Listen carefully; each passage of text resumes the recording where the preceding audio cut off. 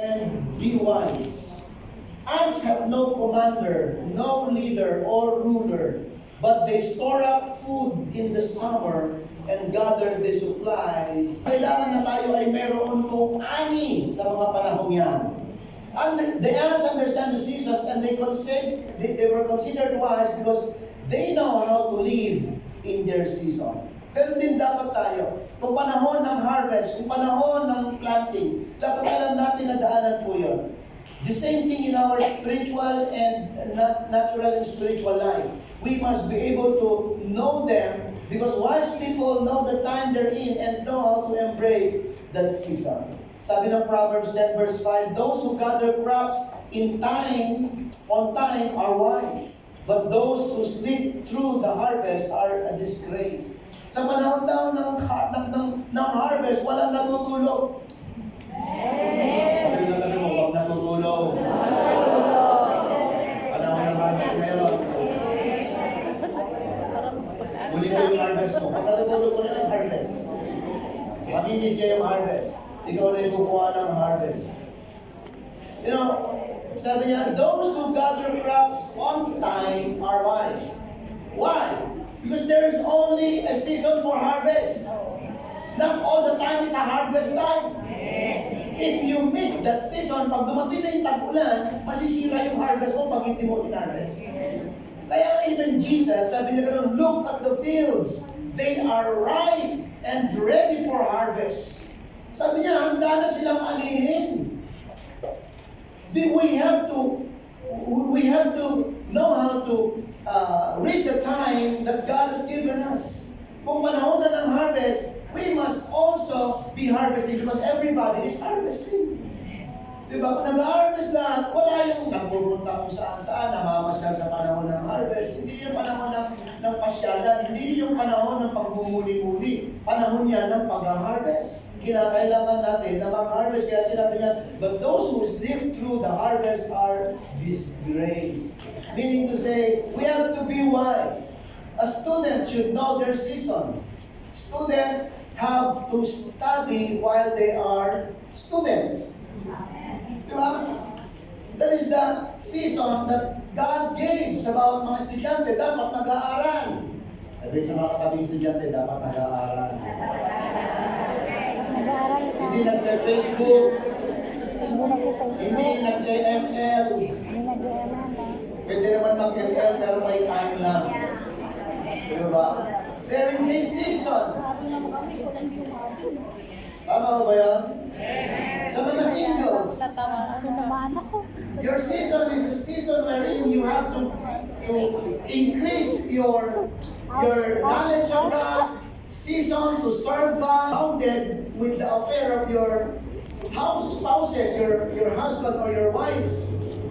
Pag kayo po ay may kinasal na, iba na yung inyong mga concern. Concern mo na yung asawa mo, concern mo na yung mga anak mo, concern mo na yung makakain ninyo. But while you're still single, do your best to serve God. Itoto mo na. Di ba? Huwag mong titirin si Lord. Ganun lang yun eh. Sa mga married, yung season po ng married life, you are to give your best time for your spouses as well. Diba? Kailangan na pagyamanin natin yung ating pong mga relasyon. Wise Christians also know how to take care of themselves during the season. So they know how to embrace their season. Because the right thing done in the right time is a proper thing or right thing to do. Now learn how to use the right time for the right thing. Meron lamang tamang oras para sa tamang bagay. Amen. Otherwise, you will have nothing to harvest during those harvest season. Panahon na ng pagtatanim hindi ka pa nagtatanim, wala ka talagang aanihin. So sumabay ka sa panahon ng naaayon. Kung panahon ng pagtatanim, magtanim ka. Kung panahon ng pagsamba, sumamba ka. Kung panahon ng pagpapalago ng pananampalataya, magpakalago ka. Kung panahon ng pananalangin at pag-aayuno, sumabay ka. Huwag kang kumain. Panahon nga ng fasting. ng prayer eh. May panahon ng feasting. Amen, workers? Amen. But this is what I want us to understand. Because sometimes we thought it's just nothing. Parang wala lang. Pero hindi. Meron wala implication yan sa ating mga buhay. And you think you are growing? No, you won't grow because you're missing the point. You're missing the season that God allows you to go through. You have to understand that when it is time for you to be trained, go for training. When it is time for you to serve, go for serving. Don't wait for sakala lang. Baka na-miss mo yung time na dapat pwede ka na mag-serve. Kung kailan gusto mo na, hindi na pwede. Because there is only a right time for the right thing. And everybody say? Amen. Yung unang-una kong experience, bata pa ako, we were invited sa isang wedding banquet. At yung, alam niyo naman sa Pilipinas, yung style noon eh, hindi pa uso yung buffet. Ang uso noon ay yung isi-serve yung mga food. Okay? So isi-serve nila sa table yung mga food. Pero of course, hindi ko naman alam dahil bata pa nga. May malaro pa ako, gusto ko yung maglaro lang ba palagi. Nandun ako sa kotse o dun sa sasakyan nung uncle ko, doon kami naglalaro ng mga pinsan ko. Instead na nandun kami sa banquet. No, mga panahon yun, ang tagal ng mga serving, siyempre kasal, di ba, hihintayin pa yung bride and groom na dumating, di ba, nagbibihis pa yung mga yan. Sabi ko, tagal lang mamaya, nag-serve sila ng water at saka yung appetizer. Sabi ko, ang tagal, ubos na namin yung appetizer namin sa tubig. Wala mo lang, sabi ko. Ang konti lang naman pala ng pagkain nila. So, in-invite ko yung friend ko, yung mga pinsan mo, labas na lang tayo. Labas kami, naglaro kami doon sa labas. Pagkatapos ng mga ilang oras, pagbalik namin doon, naku, pagtingin namin, ang dami pala nilang pagkain. Tapos na silang kumain. Kami gutom na gutom. Sabi ko, natutuwa ko. Mali, sa panahon ng kailan dapat kumain. Sa panahon na ikaw ay nariyan sa lugar na yan, dapat sumabay ka kung ano yung iyong layunin. Because the season, the purpose for that season is to celebrate and to eat, to have feast. Kaya lang, I miss it because iba yung nasa isipan namin. Now, you have to understand the season you are in. Ano ba yung season? Is this the time for me to grow in the Lord? Is this the time for me to be serious with my walk with God? Is this the time for me to consider what God is saying in my life? Because perhaps may sinasabi si Lord sa atin, we're just passive. May instruction si Lord, pinababayaan lang natin, gawin mo to, hindi mo ginagawa, and then we will miss the way. Kaya po mahalaga na maintindihan natin yung panahon na yan. We have to also be at the right place at the right time. Nasa tamang lugar dapat tayo sa tamang panahon. Today is the right time to worship God. Sunday is the right time to worship God, and to be at the right place is to be at the place of God. I mean, in the worship service. So kaya dapat alam natin kung paano natin na binabalanse yung mga oras natin at alam natin kung paano dinidesisyonan yung mga bagay sa panahon po ng buhay po natin. Ito yung panahon na dapat nandun ako sa Lord, nagsaservice ako. Hindi yung panahon na nandun ako namamasyal, nagsiselfie-selfie kung saan-saan. There was a time a sister was not in the service.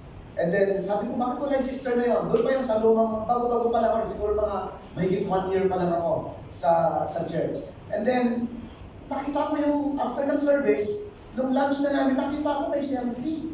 Tinignan ko yung oras, 10:30 in the morning. Nandun siya sa Lisboa. Nag-selfie siya gano'n. Sabi ko, nasa Lisboa para si sister. Nag-message ako sa kanyang sister, andyan ka pala na sumagot siya, sabi nila, naku patay, nahuli ako ni pastor. Pinost mo eh. Pinost mo eh. You know, you have to be at the right place at the right time. That is the right time for you to take selfie in Lisboa after na ng service. Hindi naman yung pinagbabawal eh, di ba? Yung may panahon lang ng panahon ng pamamasyal o pag-happy-happy. Pero dapat, kung ano yung oras na yan, dapat nandun ka. Alam niyo, ngayon po ng panahon po ng pandemic, this is not the right time for you to be at the beach. Ang dami mga nahuhuli, dami mga nagsiswimming, yun ba? Panahon ng pandemya. And sa Pilipinas, so, napakahirap na kontrolin talaga yung ating mga kababayan. Talagang laging meron ng mga problema na mga na-encounter. Bakit? Kasi hindi sila sanay na harapin yung season ng pandemya. Parang hindi na namin matiis talaga. Gilid, gusto na namin lumabas, gusto na namin, di ba? Pero you have to understand that that is only for a time being. Yung season na yan. Kaya lang, ang malungkot, umahaba. And we must know how to be able to face it. Kailangan alam natin yun. Hindi ito yung panahon na ikaw namamasyal ka doon sa isang lugar na mayroong 8,000 na COVID infections in a day. Di ba? Hindi wise yun. Hindi wise na pupunta ka doon sa lugar na kung saan marami ang mga nagpa-positive doon sa lugar na yun. Diba? Hindi ito yung panahon na pumupunta ka sa what you call that, sa mga party. And kaya nga sabi ko, blessed nga tayo dito sa Macau because it has been contained. The government was able to contain, and so we enjoy this freedom to worship God. Gathering together, 100% pwede mag-join ng worship. Hindi ka guys sa Pilipinas, limitado lamang po sila from 30% lamang. I don't know kung umabot sa 50% yung ibang lugar. Alam niyo po, worldwide COVID death right now reached to 3.71 million around the world. That is as of yesterday.